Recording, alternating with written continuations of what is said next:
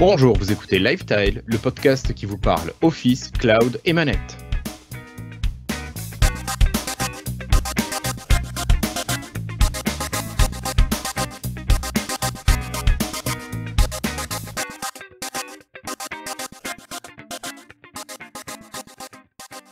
Bonjour à toutes et à tous, nous sommes aujourd'hui le jeudi 2 avril 2020, c'est le confinement et c'est pourtant l'épisode 179 de Lifestyle.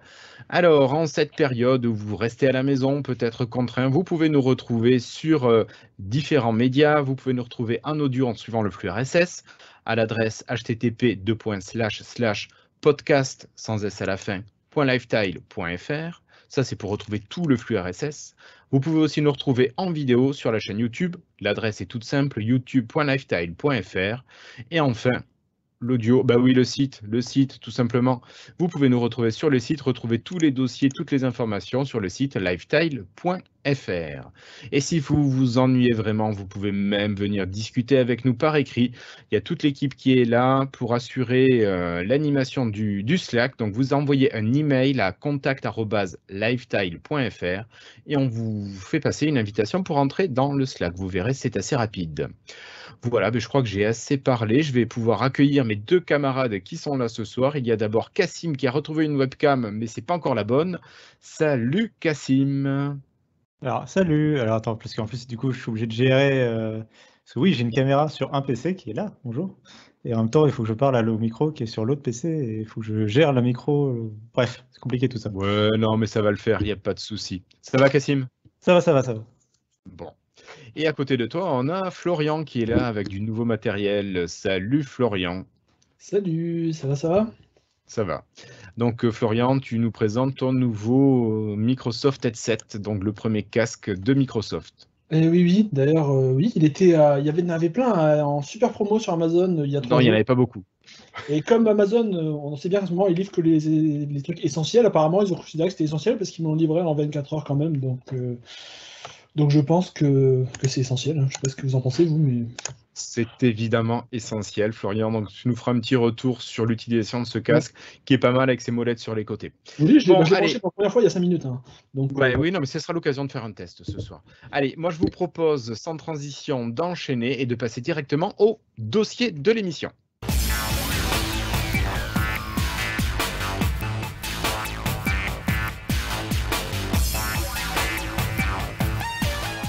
Alors, pour ce dossier, on va parler de Microsoft 365.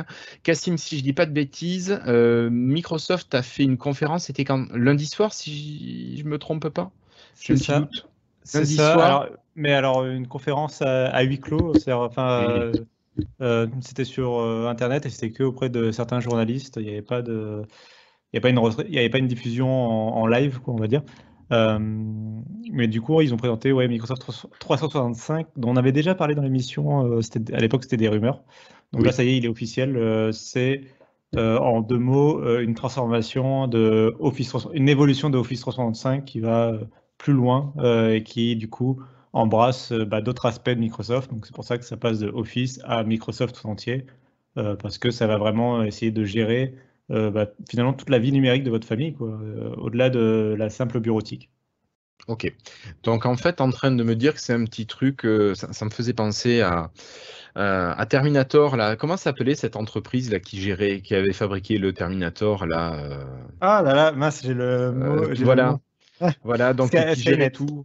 Skynet, voilà. Tu veux dire que c'est ça ou c'est quand même vachement moins intrusif? Ah, c'est quand même. Ça dépend si tu es l'adolescent à qui tu as mis un contrôle parental ou si tu es dans le cas du parent. C'est peut-être le point de vue ne sera pas exactement le même. Je pense que pour les parents, ce ne sera pas trop intrusif. Non, c'est vraiment. Écoute, je trouve que ça a l'air très intelligemment pensé. Alors, c'est pas encore. Le lancement, il est dans 1 mois. Le 21 Le 21 avril, oui, enfin en fin de mois, du coup, maintenant qu'on est en avril, effectivement. Donc, c'est en fin du mois avril, c'est le lancement de l'offre. Mais il y a des services qui vont arriver au fur et à mesure des mois. Il y en a qui arrivent qu'aux États-Unis ou dans un premier temps, donc ça va être assez progressif. Mais la promesse, en tout cas, me semble pas trop intrusive, mais me semble surtout très intelligente, avec plein de petites options qui ont l'air bien pensées, en fait, si tu admets que ta famille va être dans l'écosystème Microsoft, quoi. Mais il y a un peu un retour finalement de cet écosystème Microsoft comme on avait pu un peu le connaître, j'ai envie de dire presque au début de Windows 8, avec, à l'époque, avec l'application Message et d'autres applications de ce type-là. Il y avait Oui, puis des, Windows il Phone, ouais, y aussi. avait Avec des Windows salons, Phone, des choses un peu ça, des salons pour la avec les famille, des salons, ouais, de calendriers Windows partagés, Phone. des choses comme ça. Ça m'a fait penser beaucoup à ça également. Oui, bah, il y a des fonctions qui étaient présentes dans les salons, justement, qui sont de Oui. retour là dans Office 365, de façon peut-être plus intelligente. Et puis, du coup, bah, les temps ont changé, donc maintenant, ça s'intègre, ça prend en charge votre PC Windows, ça prend en charge votre Xbox, ça prend en charge vos smartphones, qu'ils soient sous Android ou iOS. Tout ça va communiquer ensemble. Et l'offre est disponible sur sur tous ces appareils-là, quoi. D'accord. Alors, est-ce que quelqu'un, l'un d'entre vous deux, voudrait commencer à présenter ces nouvelles offres, me donner envie parce que j'ai pas suivi la conférence. J'attendais qu'on se voit ce soir pour savoir exactement de quoi ça parlait. Bon, j'ai quand même entendu pas mal de petites choses, mais j'aimerais savoir clairement ce qu'il y a d'intéressant là-dedans. Peut-être Florian, tu veux commencer? Oui, oui, bah oui. Donc, ce qui est bien en plus, c'est que on mettra les liens en bas de l'épisode et en bas de la vidéo. Mais, euh, mais en plus, c'est que Microsoft a fait peut-être des belles vidéos de présentation comme ils font souvent en ce moment pour montrer un peu chaque nouvelle fonctionnalité. Donc, je vous conseille de les regarder. Elles sont assez jolies, bah, comme très souvent les vidéos de présentation de Microsoft depuis quelques années. Donc, ça présente chacune des nouvelles fonctionnalités de Microsoft 365. Donc, bon, Microsoft 365, comme Cassim l'a dit, c'est une évolution d'Office 365. On avait déjà pas mal de fonctionnalités avec. Donc la suite Office, du stockage OneDrive, des minutes d'appel sur Skype, les services Microsoft sans publicité et des fonctionnalités exclusives. Par exemple, utiliser son propre nom de domaine sur Outlook.com, connecter Outlook.com à Google Suite professionnelle, si on voulait. Moi, je m'en sers beaucoup de ça d'ailleurs. Pour Avec le nos travail, pour le travail. Oui, pour le boulot, je m'en sers énormément. Ça me permet d'utiliser l'outil Google sans jamais voir l'interface d'aucun site Google. Et ça, c'est magnifique. Merci Microsoft. Et donc, donc tout ça, ça reste. Et donc, à partir de la fin du mois, plein de nouvelles options arrivent en plus des options existantes. Donc, on a des nouvelles applications. Par exemple, pour commencer, Microsoft Teams. Microsoft Teams, c'est l'équivalent de Skype qui était déjà pour l'instant destiné aux entreprises.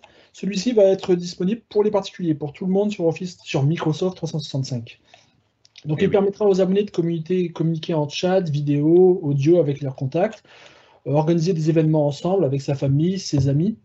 Ou Alors, faire bien des sûr, podcasts comme nous. oui, c'est exactement ce qu'on fait. On est ce qu'on fait avec Teams en ce moment, et je trouve que honnêtement, c'est beaucoup plus puissant que Skype. Alors, il faut savoir que nous, on utilise une version qui n'est pas la version basique de Teams, hein. On a quand même une version évoluée et la fonctionnalité qu'on utilise là de diffusion d'événements en direct, c'est une option qui n'est pas dans les versions de base de Teams. Ah, ils n'auront Quand pas. tu, Ça, je savais pas vu ça. Et Ça non, dit- alors si tu utilises par exemple les comptes éducation de base ou les comptes association de base, tu n'as pas cette fonctionnalité de diffusion. Nous, on a un compte qui est juste au-dessus. Alors, il ne faut pas aller très haut, hein, mais il ne faut pas le compte basique. Tu es obligé d'avoir le niveau juste au-dessus. Alors, D'accord. est-ce que ça va changer avec C'était Microsoft 365? C'est une question intéressante à voir. c'était Ce une serait- d'ailleurs c'est d'ailleurs une des surprises un peu de cette annonce, c'est que pendant longtemps on avait entendu parler d'une version grand public de Microsoft Teams comme vraiment un logiciel différent entre guillemets, Oui, un Microsoft Teams pour la famille, un truc vraiment différent. En fait non, c'est bien le même Microsoft Teams, sauf que là en fait ils annoncent rajouter des fonctionnalités qui vont arriver dans les mois à venir et qui sont pensées pour des usages que tu as plutôt avec ta famille plutôt qu'avec ton entreprise ou ton équipe. Des oui. choses comme partager sa liste de courses, par exemple. Ouais. Ça, c'est des Ou choses envoyer qui... des petites images sur l'écran, là, des petits stickers, des trucs C'est rigolos. ça, Ça, tu n'en as pas besoin au niveau professionnel, mais bon, ça peut c'est faire ça. plaisir C'est aux ça, et enfants. ça, c'est des fonctions qui sont plutôt familiales. Et c'est un ensemble de fonctions comme ça qui vont arriver dans Microsoft Teams, le seul, enfin, il n'y en a qu'un seul, quoi. Mm. Ça, on retrouve du coup pas cette démarcation qu'avait Skype, justement, avec Link et compagnie à l'époque. Justement, ils gardent un seul logiciel, du coup, ils le maintiennent et ils le développent. Et c'est ce logiciel qui devient finalement central dans l'offre. On a presque l'impression que Teams va devenir le cœur, en fait, de Microsoft Office et de Microsoft en général, quoi. C'est de là que tout part, en fait. Ouais. Oui, ça va être le moyen de communication des gens. Et peut-être à terme, on pourrait peut-être voir un Teams qui est capable d'envoyer des MMS, des SMS sur ton téléphone, en fait, qui remplacerait Your Phone. Peut-être tu auras un Teams qui fait tout ça, qui prend tout ça en charge. Après, pour l'instant, ça reste pour ceux qui ont un abonnement 365, donc il restera pour les autres la version basique avec Your Phone, tout ça, ils peuvent pas non plus tout déplacer directement dedans. C'est vrai, tu as raison. C'est dommage parce que ça aurait été pratique, hein. Oui, c'est vrai. Par contre, pour moi, quelque chose là où ils vont devoir beaucoup travailler, c'est ce qui est chat. Parce que je ne sais pas si vous avez déjà essayé de parler à des contacts sur Teams, enfin nous sur nos contacts associations, Oui, oui. mais moi je m'y perds très souvent dans le chat, hein. Je trouve que je trouve que l'interface n'est pas claire. Par exemple, si je veux trouver l'un de vous là en cliquant sur chat sur Teams, je clique sur chat, je suis même pas sûr exactement où vous êtes. C'est pas très, c'est pas. Alors, par Il va y contre, ce avoir qui est du bien, boulot. c'est que nos auditeurs vont avoir le clic en même temps. Pardon. Et donc bon, je disais donc il faudra. Enfin, à mon avis, il faudra faire un gros boulot là-dessus parce que c'est beaucoup plus compliqué que Skype au niveau interface. Oui, oui, oui. Mais ça, c'est sûr. Ça, tu as totalement raison. Au niveau interface, Teams, c'est quand même assez peu convivial. Ça va bien pour les pros. Après, si tu gères bien tes salons, tu peux les différencier. Il y a quand même moyen de faire quelque chose de plus facilement utilisable. Ce qui Bon, peut on se va rappeler. peut-être pas rester. Oui, Ouais. Florian, Et enfin, par contre, juste un dernier truc, c'est qu'est-ce qui va oui. arriver avec ça, Skype, avec ça? Mais Skype, de toute façon, on a vu qu'ils étaient repartis en Electron, ils développaient plus Ouais. l'UWP. Parce Donc, c'est que peut-être. Microsoft a dit que Teams ne remplaçait pas Skype pour l'instant. Et ça, j'aime bien le pour l'instant. Hmm, On verra bien. c'est ça. Allez, avançons un petit peu. Et parlons de famille et de sécurité. Alors, peut-être Cassim pour changer? Oui. Ouais, bah justement, bah, ça fait partie, c'est partie intégrante, enfin c'est presque une branche de Microsoft Teams, hein, cette nouvelle application Family Safety. Toujours pareil, ça te permet de gérer la vie numérique de sa famille. C'est une extension de ce que Microsoft propose déjà en termes de contrôle parental sur la Xbox et sur Windows. L'idée, c'est que ça va vous accompagner, c'est une application qui va vraiment vous accompagner pour protéger votre famille. Donc, par exemple, contrôler son utilisation. Vous allez, par exemple, comme elle est disponible à la fois sur Xbox, sur Windows et sur les smartphones, vous allez pouvoir dire, par exemple, je veux que tu puisses jouer que 5 heures par semaine, mais Oui. c'est à toi de décider finalement sur quelle plateforme et comment tu vas dépenser ton temps de jeu. Tu peux décider de jouer à Minecraft sur ton téléphone ou sur ta Xbox pendant 1 heure, puis après sur ton téléphone, tu vas jouer à, je sais pas moi, Fortnite pendant 2 heures, jusqu'à arriver au bout de tes 5 heures hebdomadaires. L'enfant peut se gérer de ce côté-là, justement, et tu peux construire un truc en termes de contrôle parental qui peut être sympa. Par le fait que Microsoft a cet écosystème qui est multi-OS, en fait, multi-écosystème. Ils vont au-delà de juste Microsoft, ils vont sur Android et iOS. L'autre D'accord. Ouais. élément de Family Safety, qui est un peu étrange, c'est tout ce qui est cartographie, où ils annoncent qu'ils peuvent, en gros, ils vont gérer la vitesse à laquelle tu vas sur la route, gérer si tes compagnons se sentent bien dans la voiture. En gros, j'ai l'impression que le cas d'utilisation qu'ils ont imaginé, c'est un voyage familial en voiture où tu fais plusieurs kilomètres, plusieurs heures de route. Et ils vont contrôler si tu n'as pas roulé pendant trop longtemps et s'il ne faut pas que tu te reposes, si tu roules pas trop vite ou pas assez vite, etc. Comment les gens se sentent dans la voiture, s'il faut gérer le divertissement, etc. J'ai l'impression que c'est toute cette utilisation-là qu'ils veulent un peu superviser avec cette application de sécurité. Donc là, je trouve que Ouais, ça me plaît, moi, ça. ouais, ça c'est un truc un peu bizarre. Je trouve ça, enfin, ça m'a. Après, je me Mm. demande si c'est pas culturel. Enfin, c'est américain comme façon de gérer les choses. Ouais, peut-être. Parce qu'ils ont plus l'habitude de faire des voyages longs. Donc, je sais pas Voilà, moi, ça m'a un peu moins convaincu sur cet élément-là, mais c'est un autre élément, une autre corde à leur arc en tout cas. Et puis j'ai Ouais. l'impression que c'est peut-être un moyen pour eux de faire revenir le Bing Maps en gros dans le circuit, Ah. de rebrancher un peu, réutiliser un peu tout cet argent dépensé dans Here et dans Bing Maps. En ont-ils réellement besoin? Non, j'en sais rien. Non, mais ça me laissait un Mm. peu cette impression-là. En tout cas, c'est vraiment les gros aspects de Family Safety. L'application, elle n'est pas encore disponible. Elle arrivera bientôt. Elle a le droit à une jolie icône, elle a le droit à une jolie interface. Là encore, comme Florian l'a dit, il y a une très belle vidéo qui présente tout ça.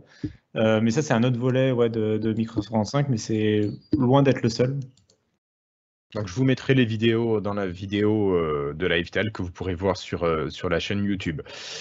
Ok, donc pas mal pour la partie Family Safety. Peut-être qu'on va continuer cette fois-ci avec une extension pour Edge et pour Chrome, vu que c'est bon pour Chromium.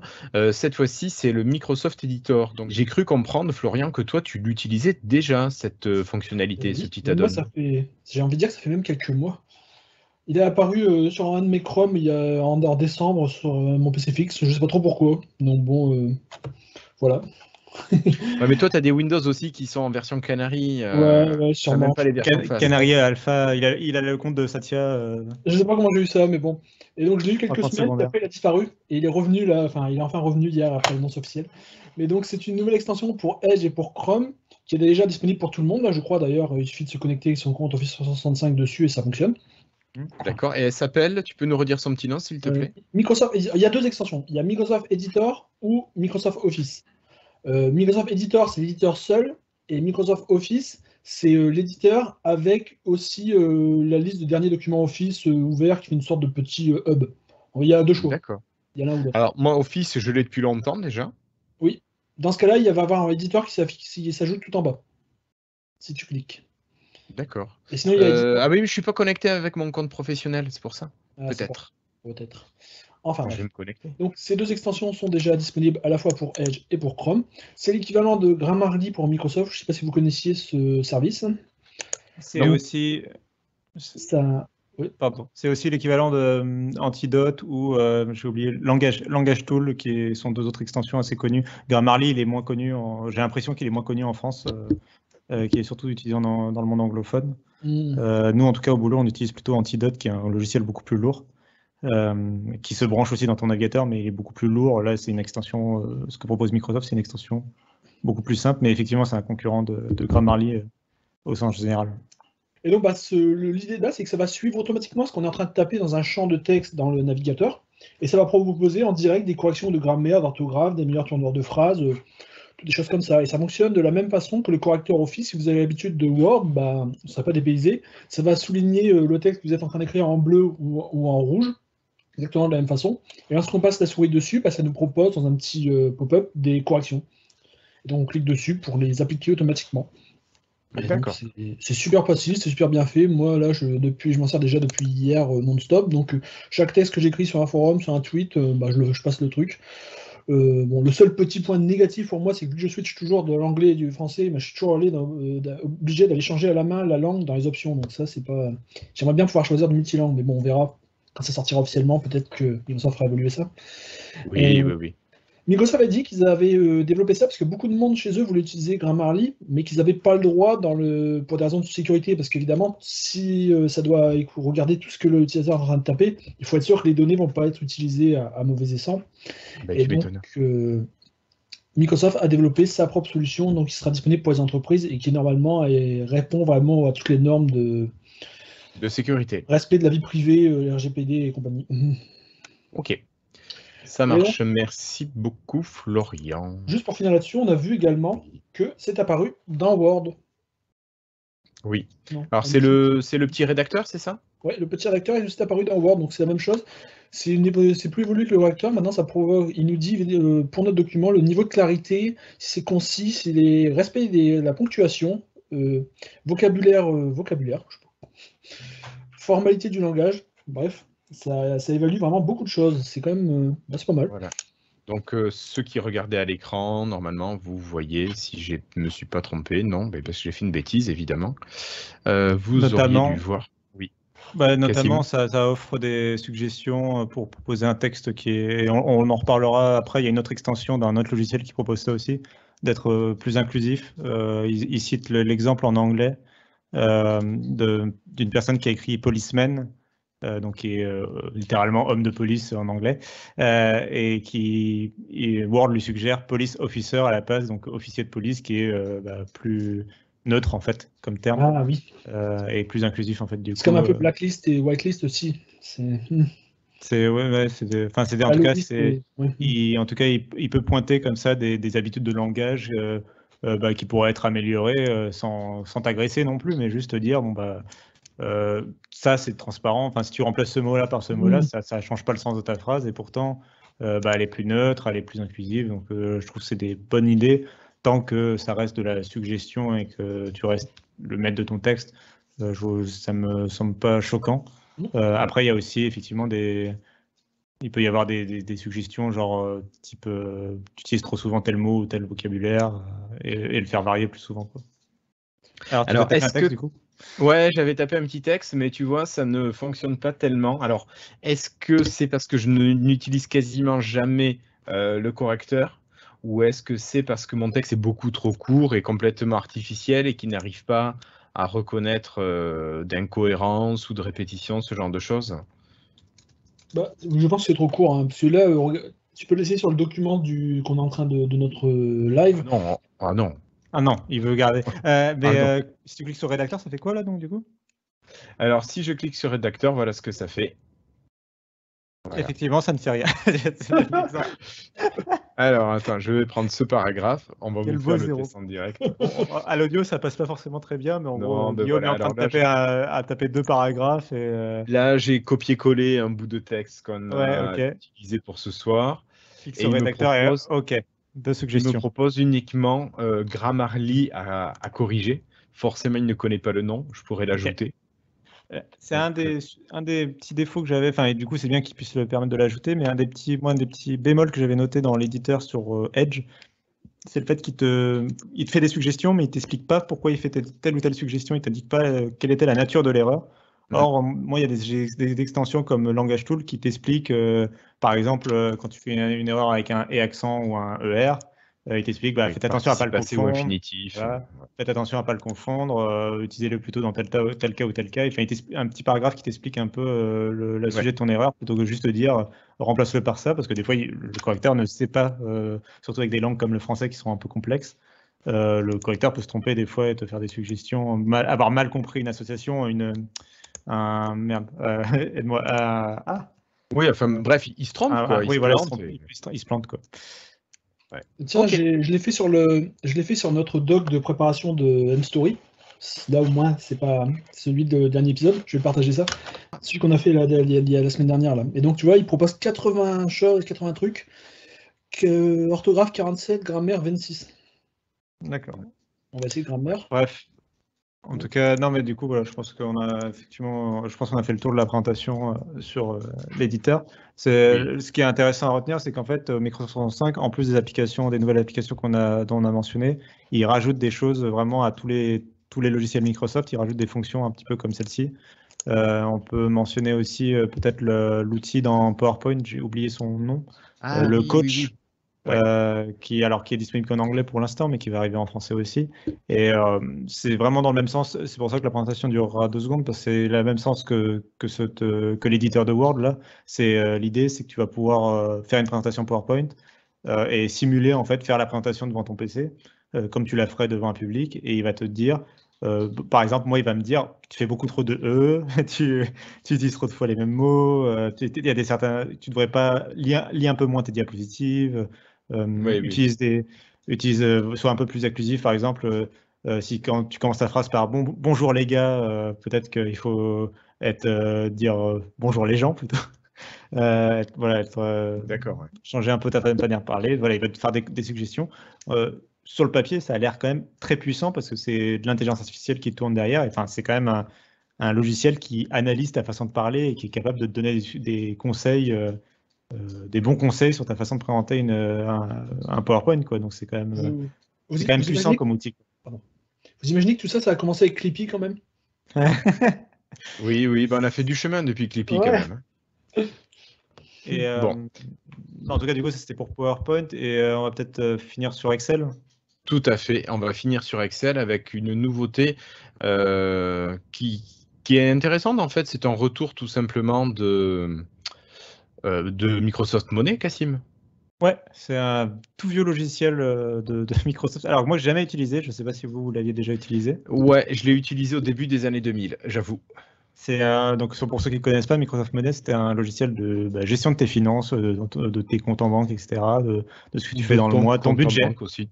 Voilà, de ton budget. C'est quelque chose qui a été remplacé aujourd'hui. Enfin, Microsoft l'avait laissé un peu de côté, l'a fait dépérir. Et tu as des applications comme Linkso ou Bankin qui ont aujourd'hui pris le relais, ou en plus, depuis des récentes législations européennes, tu as des API ouvertes en fait, qui permettent à des applications comme Linkso et Bankin justement d'accéder aux données de ton compte en banque en toute sécurité, tu leur donnes le login et le mot de passe de ton compte en banque, mais c'est fait dans une interface. C'est fait dans une interface sécurisée et a priori, c'est fait de façon à peu près intelligente.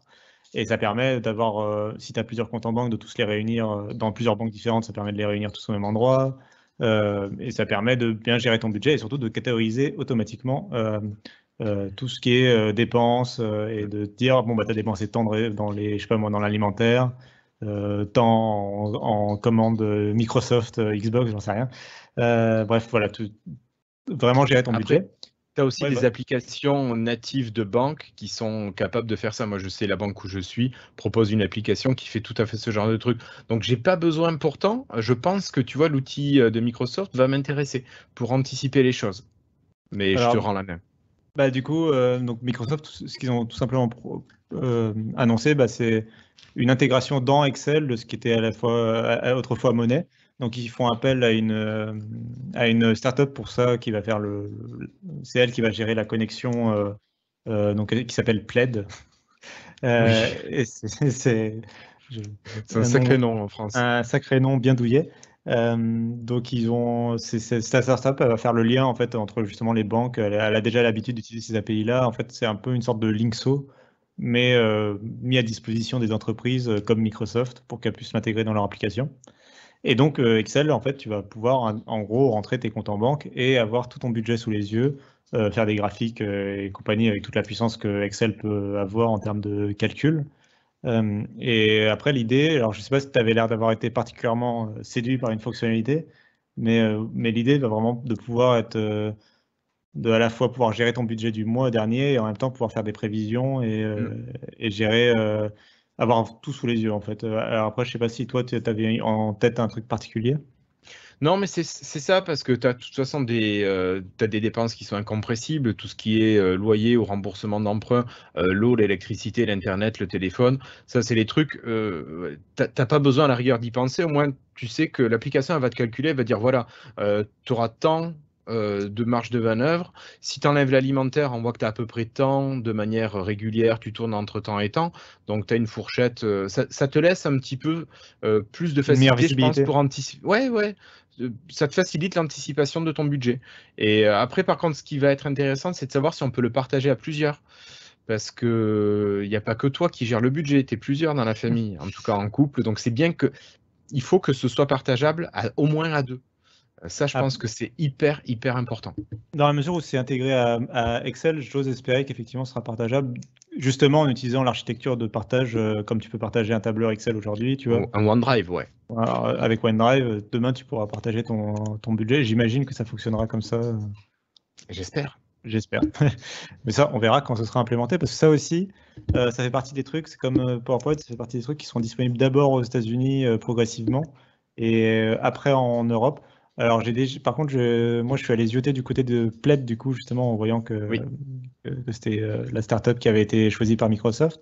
Et du coup, j'ai vu qu'ils étaient déjà disponibles en Europe depuis quelques mois, et en particulier en France. Donc, ils ont déjà leur service proposé en France. Il y a quelques banques qui sont compatibles, pas toutes encore. Les autres, tu peux les chercher. Il y a une sorte de moteur de recherche qui permet de les chercher et d'avoir accès. J'ai l'impression que il est capable. Disons qu'il y a des banques qui sont optimisées, avec lesquelles ils ont déjà fait un partenariat, à mon avis, où la prise en charge elle est bien complète, elle est bien encadrée, et d'autres où c'est un peu plus compliqué. Mais ça va évoluer après dans les mois à venir, surtout s'il y a Microsoft derrière. Et moi, de Microsoft France, ils m'ont dit que ça arriverait rapidement en France. Donc, je pense que sur ça, il ne faudra pas trop attendre longtemps. Les autres fonctions, des fois, ils sont un peu plus flous sur la disponibilité en France. Là, ils ont plutôt dit clairement, plutôt dit rapidement. Donc, je pense que ça indique qu'ils sont un peu ils ont une perspective d'être prêts plus rapidement sur cette fonctionnalité. D'ailleurs, Florian, je vais revenir vers toi parce que ça y est, on a parlé de monnaie ou l'équivalent. Tu nous as parlé tout à l'heure d'une extension pour Edge, enfin pour Edgeium, enfin le New Edge. Est-ce que tu pourrais nous parler maintenant de cette nouvelle fonctionnalité qui va permettre de pouvoir gérer les mots de passe, s'il te plaît? Ah oui. Et oui, donc avec Microsoft 365, Edge va obtenir une nouvelle fonctionnalité, un gestionnaire de mots de passe bien plus évolué, intégré que ce qu'on a maintenant. Donc ça se rapproche un peu des gestionnaires tiers, si vous connaissez LastPass par exemple, ou l'un des 50 autres qui existent. Ce sera à peu près similaire, c'est-à-dire que ça pourra par exemple prévenir si on utilise le même mot de passe sur plusieurs sites en même temps, proposer de le mettre à jour rapidement. Bref, pouvoir gérer ces mots de passe directement par Microsoft sans avoir passé par une extension tiers. Je crois qu'il n'y avait rien d'autre, je me souviens plus avoir lu grand-chose. Non, mais dans Edge, il y a d'autres petites choses Oui. quand même, Cassim, qui arrivent.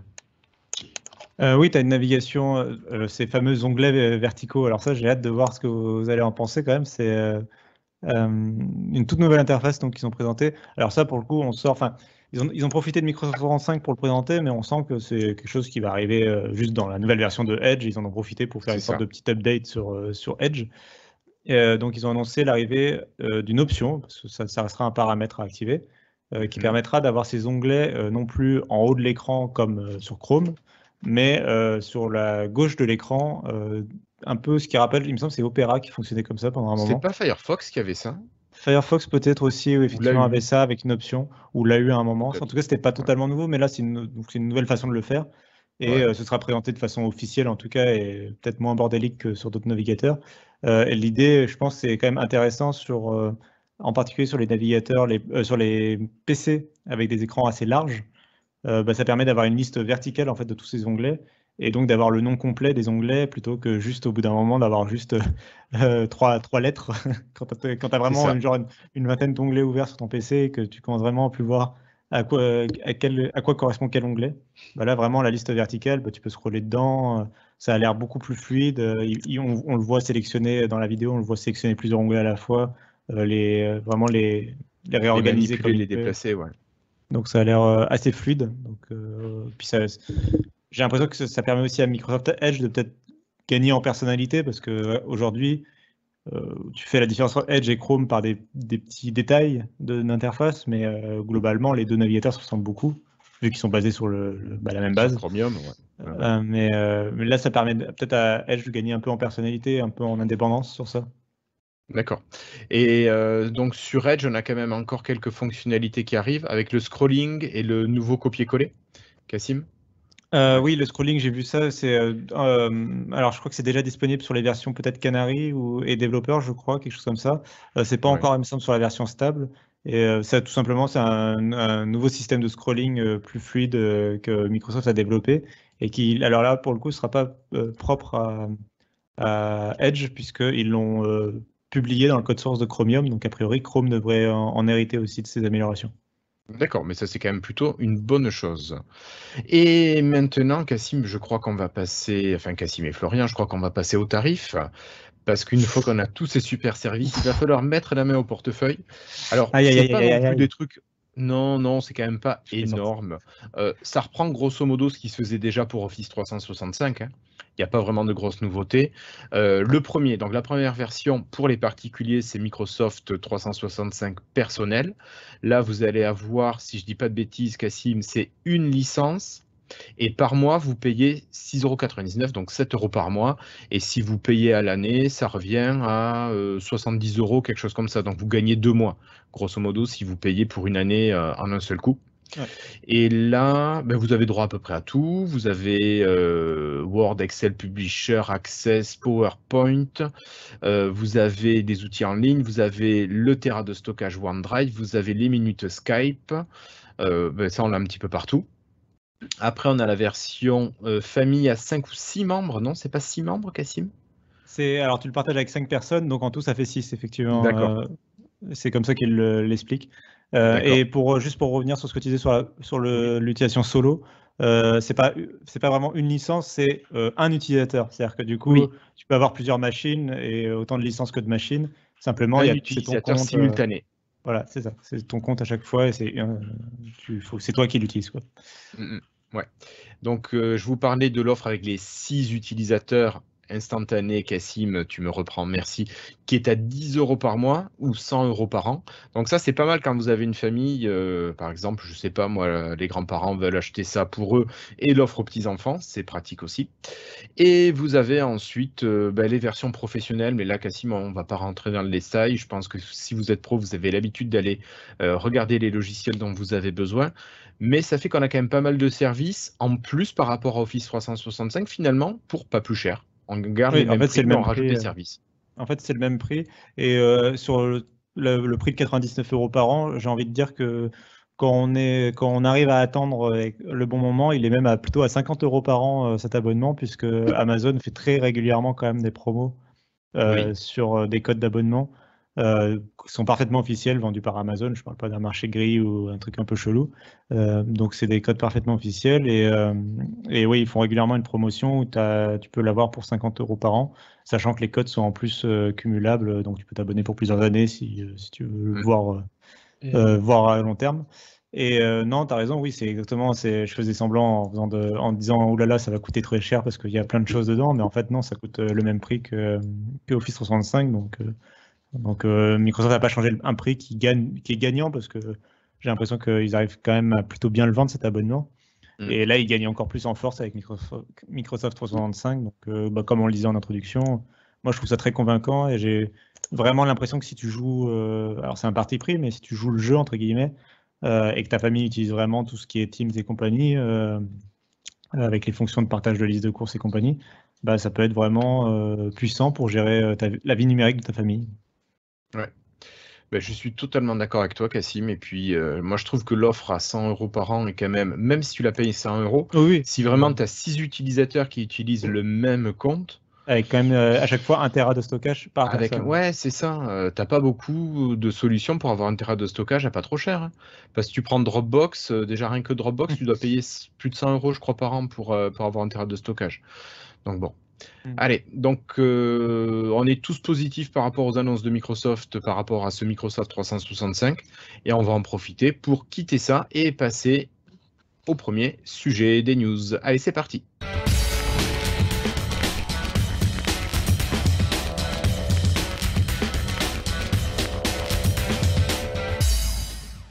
Allez, pour ce premier sujet, ça va être un petit rappel, Cassim, Florian, vous avez aimé Windows 8, vous avez aimé cette tuile qui était parfaitement adaptée aux tactiles et aux tablettes qui sont apparues à l'époque de Windows 8, enfin, qui ont été fortement démocratisées à l'époque de Windows 8.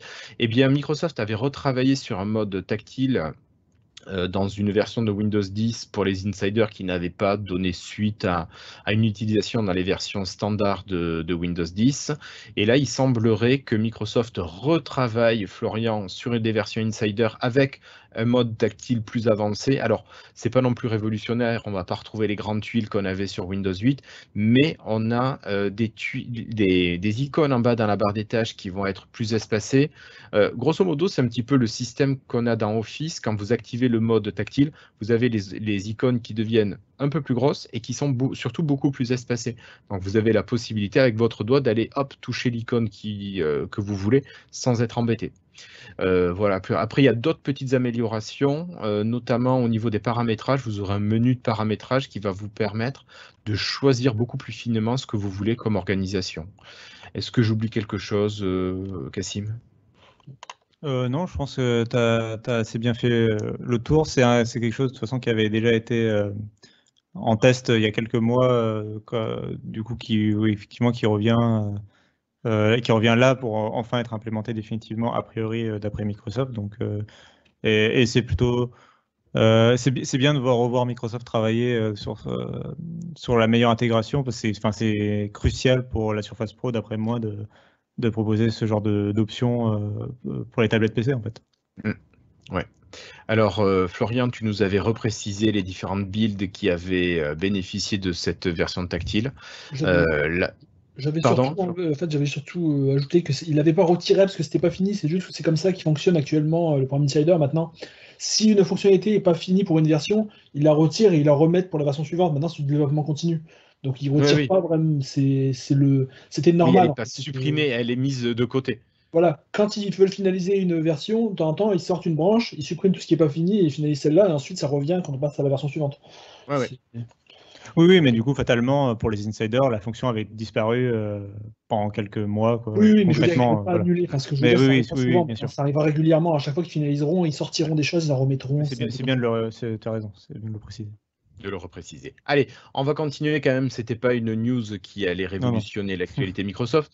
Petite information qui est peut-être un petit peu plus sympa. Vous savez que Donna Sarkar, la responsable de la division Insider, enfin la directrice du programme Insider, avait quitté ses fonctions au mois d'octobre 2019 et le poste était resté vacant. Bon, je pensais que Flobo s'était proposé pour le reprendre, mais il semble que non.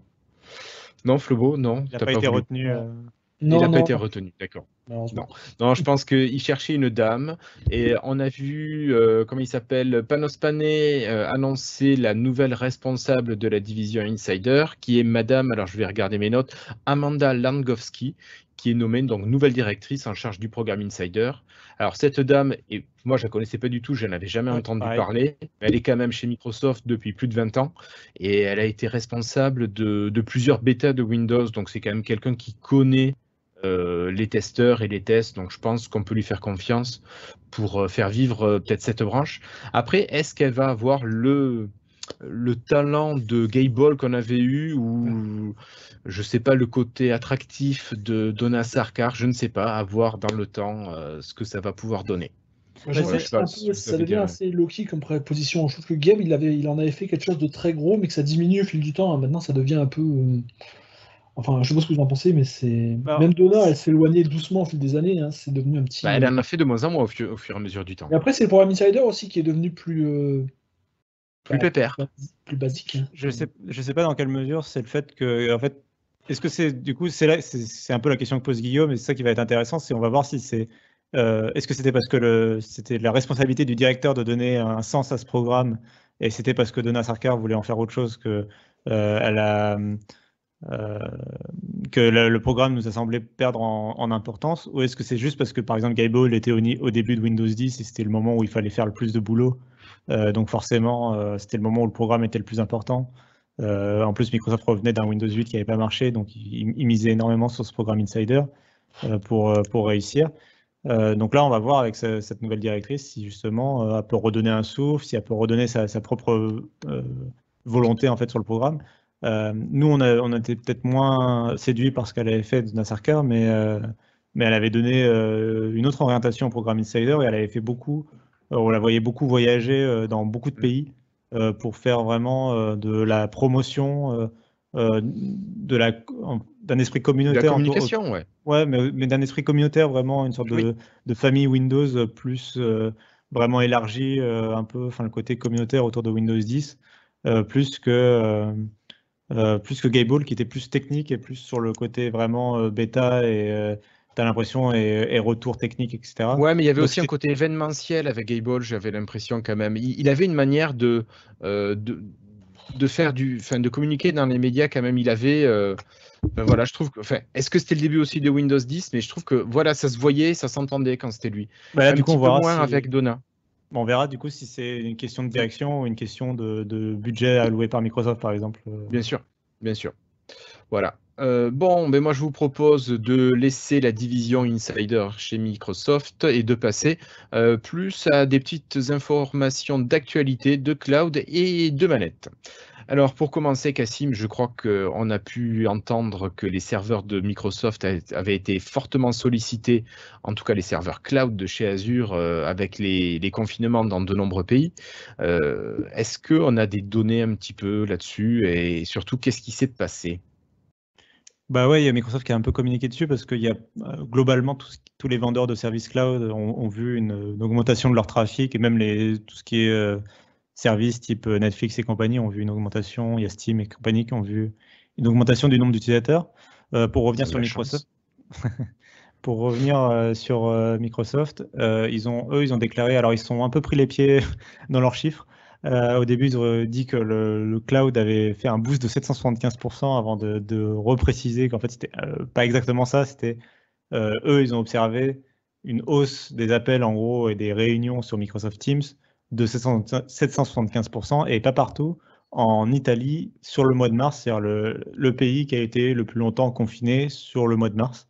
Donc c'est pour ça qu'ils ont pu avoir cette donnée-là chiffrée. Après, il est très fortement probable que le même chiffre se retrouve en décalé dans tous les pays selon quand ils adoptent ces mesures de Le confinement. confinement, ouais. Donc, Ouais, ouais. gros, ce qu'il faut retenir, c'est que tout ce qui est tous leurs produits type Power BI pour les services gouvernementaux, donc tout ce qui est suivi en direct des chiffres et analyse des chiffres. Le gros big data, quoi. Le gros big data, et là pour le coup, il y a du big data à analyser Tu m'étonnes. pour les gouvernements. Tout ce qui est travail à distance, Teams, virtual desktop, etc. Bah, tout ça, ils ont vu une augmentation. Google et compagnie aussi. Mais c'est vraiment... Et je pense que ça va être un point intéressant. Microsoft s'est focalisé, on le sait, sur le cloud depuis plusieurs années. Et du coup, ils ont peut-être un peu leur coup à jouer sur cette crise, entre guillemets, puisqu'ils sont les mieux placés en fait, pour y répondre.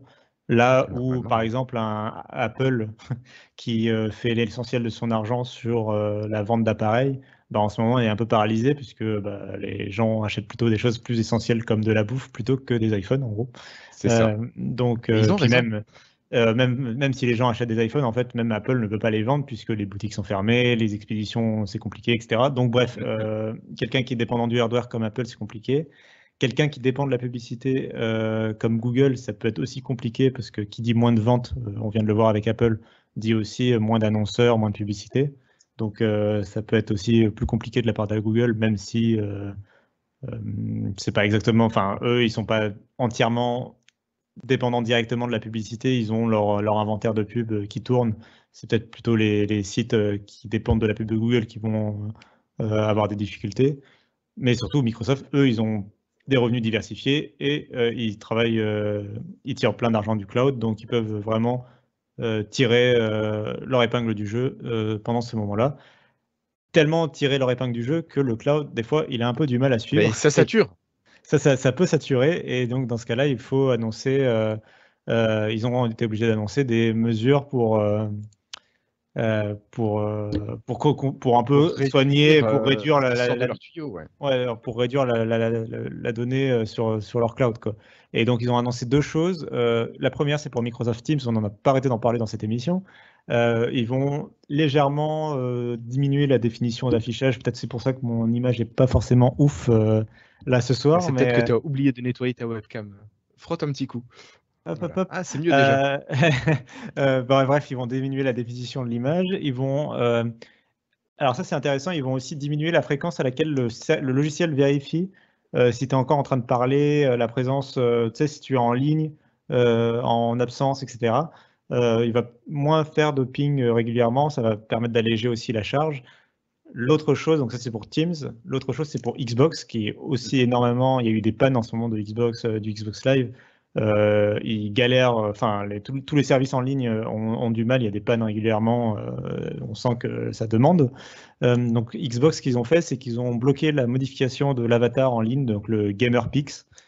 Tu peux plus le modifier. Pareil pour tout ce qui est club Xbox Live, l'apparence va être statique. Et il me semble qu'ils ont aussi annoncé la diminution de la bande passante allouée. Donc, si tu mettais du temps à télécharger tes jeux, bah, tu vas mettre un petit peu plus de temps à télécharger tes jeux. Ou en tout cas, les gens qui mettaient quelques minutes pour télécharger leurs jeux, eux, vont mettre plus de temps qu'avant, puisqu'ils vont un peu limiter le débit. Donc ça va, je ne sais pas dans quelle mesure ça va un peu limiter peut-être l'impact du Game Pass en ce moment.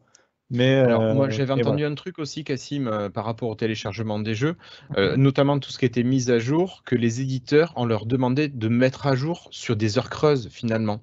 Un petit peu comme avec l'électricité, où tu peux avoir tes heures pleines et tes heures creuses.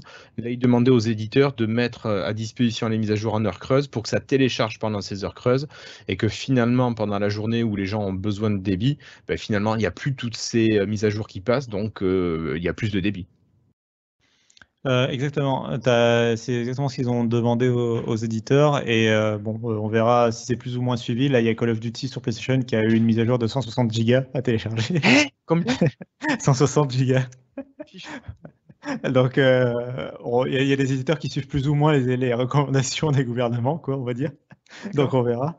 Une mise à jour comme ça veut dire que tu télécharges le jeu, quoi, en fait. Hein. C'est ça, c'est ça. Ils ont tout refait.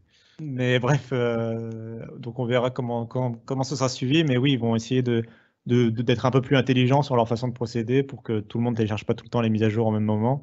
On verra aussi quel impact ça aura. Ils n'en ont pas annoncé pour l'instant, mais sur les mises à jour, on en a parlé au précédent épisode qu'il y a des mises à jour de Windows qui n'étaient pas forcément, qui étaient un peu décalées et tout.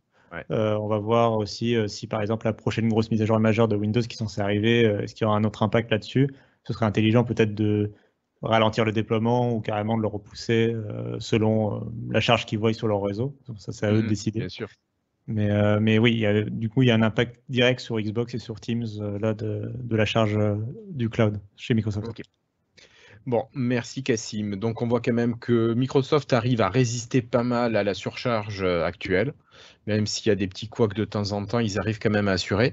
Et ben, on va quand même utiliser leur service de jeu. Et pour utiliser la Xbox, on a besoin d'une manette, Cassim. Et tu t'es fendu d'un petit article sur la manette, la future manette. Enfin, la manette de la future série X, qui allait toujours avoir besoin de piles. Et j'ai trouvé ça assez sympa comme article. Alors, je ne sais pas quelles sources ont été interviewées, mais Microsoft parlait finalement de sondages au niveau des joueurs qui étaient vraiment très partagés. À peu près 50% de joueurs qui disent « nous, on veut garder des piles » et à peu près 50% aussi de joueurs qui disent « nous, on veut une batterie ». Et Microsoft qui garde pour l'instant le système de piles dans sa manette de Xbox One, mais aussi dans celle de la Xbox Series X. Et tout ça, ben, en fait, ça permet à l'utilisateur d'utiliser un petit peu ce qu'il veut. Donc, vous avez des manettes qui sont encore pas trop chères vu la qualité, je trouve, de la manette. Et Microsoft vend, vous le savez peut-être, le petit adaptateur avec une batterie qui est de bonne capacité quand même, parce que quand elle est chargée, on peut jouer, je sais pas, je crois que c'est quasiment une vingtaine d'heures, Cassim, à peu près, je dirais, sans avoir J'ai pas besoin le de chiffre en recharger. tête, mais oui, c'est une bonne batterie. Enfin, il n'y a pas de souci Ouais. autonomique. Et surtout, le truc qui est vachement bien avec, c'est qu'elle est vendue avec un câble, alors USB-A vers micro USB actuellement, mais qui doit faire un peu plus de 3 mètres, enfin entre 3 et 4 mètres. Donc ce qui fait que quand vous tombez en rate de batterie, vous êtes en plein jeu, vous avez juste à brancher votre câble et vous retournez vous asseoir et vous finissez de jouer. Vous n'êtes pas embêté. Et ça, un c'est quand câble même de un bonne truc qui est qualité, en super plus. confortable. Pardon, Cassim? Le câble est de bonne qualité en plus, je trouve. Ouais, alors je sais pas s'il est de bonne qualité, mais en tout cas, je trouve qu'il est super pratique. Parce que moi, il est branché à l'arrière de ma console et quand je suis en panne, hop, je vais sur le côté, je tire mon câble et hop, je suis confortable pour jouer. Mais alors attention, parce qu'il faut vous rappeler juste que la future manette de la Xbox Series X n'aura pas un port micro USB. Elle aura un port USB type C. Donc, soit vous changez de câble USB. Alors, je pense que lorsque vous achèterez le pack pour la future console, vous aurez sûrement le câble USB type C.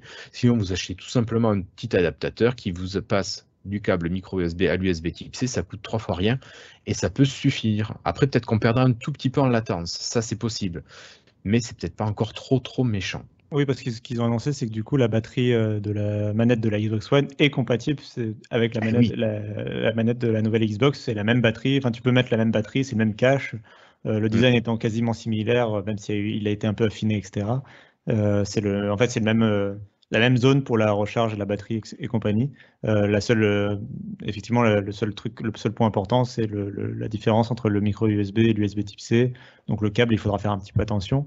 Mais on pourra réutiliser en plus de réutiliser nos manettes, on pourra réutiliser nos batteries éventuellement si tu veux passer de l'une à l'autre. Par exemple, si du coup tu préfères peut-être mettre ta batterie dans la manette Xbox Series X et faire passer les piles si tu n'as qu'une seule batterie dans la manette Xbox One que tu utiliseras peut-être moins Tout à souvent fait. du coup après, bon bah voilà, tu peux. Donc ça c'était vraiment ce qu'ils ont annoncé. Oui, comme tu l'as dit, ils sont vraiment partagés. Enfin, d'après leur stats, les gens sont partagés entre l'utilisation des piles et l'utilisation de la batterie. C'est pour ça qu'ils veulent laisser ce choix-là. La petite recommandation que je faisais dans l'article et que je voulais mentionner, si jamais vous achetez pas la batterie et que vous voulez plutôt continuer à utiliser des piles, parce que les piles, ça permet de les changer instantanément et de pouvoir continuer à être en sans fil si vous avez des piles en rab prêtes. C'est les piles Eneloop de Panasonic. Alors, on les retrouve un peu partout, sur Amazon et compagnie. C'est les meilleures piles rechargeables du marché. Donc, donc, je vous les recommande. Si vous préférez la batterie, prenez la batterie, c'est celle de Microsoft. Mais si vous voulez prenez celle de Microsoft. Ouais. Mais si vous voulez prendre des piles rechargeables, je vous conseille les Panasonic Eneloop, qui sont aussi trouvables chez Ikea sous un autre nom. C'est les Lada, apparemment. C'est en gros Ikea, ouais. Ikea en gros se fournit chez Panasonic, c'est en marque blanche et ils mettent leur propre marque dessus, mais derrière c'est les mêmes piles. D'accord. Ok, merci beaucoup Cassim pour ces précisions. Et puis j'ai cru entendre qu'une interview de Phil Spencer a été diffusée hier et il semblerait qu'il ait parlé de plusieurs petites choses relatives aux jeux vidéo, tu me diras. Et ça par contre moi j'ai pas suivi hier parce que je bossais aujourd'hui et qu'est-ce qu'il a amené Cassim s'il te plaît? Oui, alors on va revenir rapidement dessus parce que c'est pas non plus. C'était une interview d'1 heure en anglais qui était assez longue, mais par contre, c'est toujours intéressant parce que ça permet d'avoir un peu son raisonnement, sa philosophie sur pas mal de sujets, un peu sa façon de justifier certains choix. Mais c'est pas dans l'endroit où il va faire une nouvelle annonce fracassante, où il y a un énorme truc qui est révélé. Donc il n'y a pas des choses énormes à dire dessus. Non, mais c'est quand Simplement. même intéressant, comme tu disais, il va préciser quelque chose, il va éclairer des points qui peuvent poser question. Par exemple, le journaliste est parti d'emblée sur le sujet du coronavirus, justement, et sur la question de l'éventuel report des consoles et des jeux. Alors, bon, il a commencé par dire que là, on faisait, enfin, Phil Spencer, il a commencé par dire qu'en gros, OK, on fait comme si c'était important, on est tous fans de jeux vidéo, on adore les consoles de jeux, très bien. Bon, rappelons-nous que c'est un vrai sujet sanitaire et tout, beaucoup plus important que le monde du jeu vidéo. Mais après, donc, il est revenu sur le sujet du jeu vidéo en indiquant que pour l'instant, il était confiant sur la date de sortie en fin d'année, que les usines de production en Chine étaient reparties. Donc sur le hardware, il y a vraiment, on sentait qu'il n'avait pas d'inquiétude sur le hardware, sauf chose. Après, il dit que ça évolue au jour le jour, donc c'est toujours difficile de prévoir. Mais a priori, sur le hardware, on est bon. Là où il est plus inquiet, c'est éventuellement, c'est sur le software, donc à la fois l'OS de la console ou les API laissés aux développeurs, et en même temps, le software, c'est aussi le jeu vidéo en lui-même, c'est-à-dire par exemple Halo Infinite qui sortira en même temps que la console, ou les jeux de Bien lancement de la sûr. console. Donc là, il est plus inquiet, notamment parce que le confinement, il commence à peine aux États-Unis, et du coup, les développeurs commencent à être en télétravail, et c'est pas une situation qui est idéale pour développer un jeu. T'as pas forcément la console tout le temps avec toi. Enfin, Bien sûr. c'est des consoles en plus qui sont encore sous embargo sur certains points. Enfin, c'est compliqué. T'as pas un logiciel définitif. C'est pas l'environnement de travail habituel et confortable que tu peux avoir pour développer ton jeu. Donc, et d'ailleurs, ce soir, il y a eu, côté Sony, il y a The Last of Us Part 2 qui a été repoussé sans nouvelle date de sortie. Ouais. Donc, ça montre que voilà, les jeux peuvent se faire repousser. Côté Microsoft, il y a Wasteland 3 et Minecraft Dungeon qui ont été chacun repoussés de un mois environ. Donc le coronavirus a des effets sur cette partie-là du jeu vidéo. Mais la console elle-même, a priori, il est bien parti pour une sortie en fin d'année. Et il a bien annoncé qu'il ne voulait pas de demi-mesure, genre lancer la console qu'aux États-Unis dans un premier temps, et par exemple, et le lancer après parce qu'il n'y aurait pas eu assez d'unités produites dans d'autres régions. Il ne voulait surtout pas arriver à ça parce que c'est ce qu'ils avaient fait pour la Xbox One, notamment au Japon, où elle était arrivée genre 6 à 9 mois après. Ah oui. Et il s'était fait bâcher au Japon sur ça, à juste titre. Enfin, je ne sais pas si c'était à juste titre, mais en tout cas, il s'était fait bâcher sur ce sujet. Et la console n'a jamais marché au Japon. Donc, il ne veut surtout pas reproduire ce genre de problème. Il veut un lancement généralisé dans les régions où la Xbox elle est vendue. Il veut un beau lancement bien réussi. L'autre point qui était important à mentionner, c'était la question des jeux sur Switch, où il a indiqué qu'il voulait être plus clair avec les joueurs et plus transparent avec la sortie de leurs jeux sur Switch. On sait qu'il y a Ori, par exemple, et Minecraft et d'autres jeux qui sont sortis, et Cuphead qui sont sortis sur Switch quelques temps après la Xbox. Et donc, il a peur que les gens se prennent l'habitude d'avoir des rumeurs sur est-ce que ce jeu il sortira, est-ce que Halo Infinite il sortira sur Switch, est-ce que le prochain Gears il sortira sur Switch, est-ce que Forza un jour il sortira sur Switch, et des rumeurs comme ça permanentes sur chaque jeu Xbox. Ah, ça doit être pénible à gérer. Donc lui, il aimerait trouver une façon d'annoncer ça de façon transparente, peut-être dès l'annonce du jeu, peut-être dire directement lui il sortira un jour sur Switch, lui non. Quelque chose enfin, on ne sait pas quelle forme ça prendra, mais il aimerait être aussi transparent qu'il l'a été quand ils ont annoncé que tous les jeux Xbox désormais sortiraient sur PC. Au moins c'était clair et c'était carré. Là, il voudrait annoncer, en tout cas être clair avec les joueurs sur ce qu'ils peuvent attendre. Bien sûr. Ça, c'est plutôt positif. Je trouve qu'ils ont une façon d'être transparent effectivement sur le lancement de cette génération qui est assez plaisant. Ils expliquent vraiment leur démarche, ils expliquent tout, quoi. Donc c'est assez intéressant, je trouve. Et le dernier élément, c'est le fait que PlayStation ait récemment présenté la PlayStation 5. Ah oui.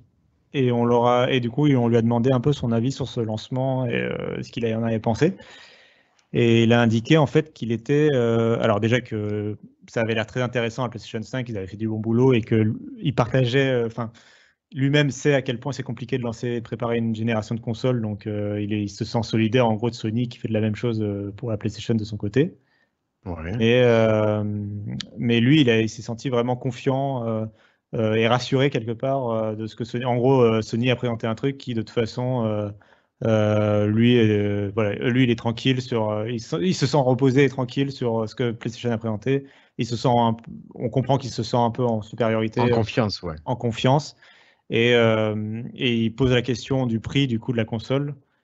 Et sur la question du prix de la console, il indique que il a le soutien de Nadella derrière, de Satya Nadella et du directeur financier de Microsoft pour avoir la marge et la latitude nécessaire pour faire varier le prix s'il y a besoin et être compétitif. Donc ça, à mon avis, c'est plutôt mauvais signe pour Sony. Ça veut dire que ils peuvent vendre à perte s'ils ont besoin. Ils vont être compétitifs. Très agressif. En tout cas, très agressif. Après, il a expliqué que ce qu'il faudra garder en tête, c'est vraiment l'offre complète. L'offre complète, d'après lui, sera très compétitive. Donc, ça peut vouloir dire que, par exemple, la Xbox sera un peu plus chère, par exemple 50 € plus cher. Mais comme il y a le Game Pass, par exemple, avec la console, bah, t'as pas forcément à acheter un jeu avec la console, alors que sur PlayStation 5, tu auras besoin d'acheter un jeu en plus. Donc, Oui. du coup, in fine, la somme investie sera peut-être la même des deux côtés. Et donc, l'offre complète sera peut-être plus intéressante côté Xbox. Il a aussi mentionné des choses comme l'achat par abonnement de la console, tu sais, qui a déjà Aux États-Unis, ouais, voilà, ce que tu nous avais dit, ouais. ce qui a déjà été disponible aux États-Unis. Il l'a rementionné comme quelque chose d'intéressant pour faciliter l'achat pour les gens. Ah, Sur ça peut être plusieurs. sympa. Ouais. Donc voilà, plein de Ok. petites informations, mais plus sur de la philosophie et sur son point de vue, quoi. Ouais, on y voit un petit peu plus clair dans le monde de la future Xbox Series X. Alors maintenant, j'ai mon camarade Florian qui a 3 minutes montre en main pour nous parler de ces quatre sujets Microsoft. Allez, News Express, c'est parti. Ça va être dur. Bon. Allez. Alors, c'est des petites news express. Alors, la grosse news, il y a un nouveau logo Bing en couleur design. Alors voilà, c'est magnifique. Vous pouvez regarder ça, il est beau. Il est beau. Il est... Suivant. Voilà. Attention, tu grilles du temps juste sur un le logo. premier logo et le deuxième. Je sais pas si vous vous souvenez du premier qui était en vraiment un gros B. Et puis maintenant, c'est un B un peu différent. Et maintenant, on a un troisième B. Voilà. Fluente et légèrement arrondi. C'est magnifique. Bon, mais non, vous pouvez regarder. Bon, il est sympa à voir. Je pense qu'on l'aura en France dans quelques Attends, il est en semaines. train Il de est que pas- sur Bing US pour l'instant. Bon, 30 secondes news sur un express, suivante. Vous vous souvenez, la semaine dernière, Skype est passé de Electron à React Native. De React Native à Electron et on a perdu plein de fonctionnalités. Oui. Et bien ils ont fait l'inverse. Et ils ont dit que c'était une façon d'avoir plus de fonctionnalités car Electron c'était mieux. Ben, aujourd'hui, il y a la team Xbox qui a passé son app de React Native de Electron à React Native, l'inverse donc, en disant que comme ça c'était plus simple, ils auraient une app plus rapide avec plus de fonctionnalités. Donc on voit que c'est très clair chez Microsoft et que voilà. Bref, bon, c'est Xbox qui a raison, Skype ils font un app, on est d'accord. Voilà. Surtout, oui, ça permet d'avoir une application qui est beaucoup plus performante. Donc, bah oui, voilà, là, je veux dire, Skype Xbox, il est lent et nul. Enfin bon. Aujourd'hui, je suis GLT sur ma surface en tactile, j'appuie sur la tuile, j'attends à peu près 10 secondes pour que l'app s'ouvre maintenant. Donc bon, fantastique. Bon, alors, vous vous souvenez de la vidéo qui présentait un peu la nouvelle UI que Cassé m'a montré la semaine dernière, là, avec l'UI Dark et Light. Je trouve qu'elle pourrait arriver assez rapidement parce que les applications sont déjà en train de être mises à jour pour supporter le nouveau thème. On a déjà la suite Office qui a été mise à jour et l'application To Do. Donc, bon, ça commence déjà à évoluer dans ce sens-là. Peut-être que Microsoft va aller vite pour implémenter cette nouvelle UI. Et voilà. une dernière petite application qui est sortie cette semaine, c'est un truc assez marrant, c'est la news bar de Microsoft. Je ne sais pas si vous avez vu passer ça, ils ont sorti une sorte de barre de news qui prend les news qui passent dans l'application MSN News.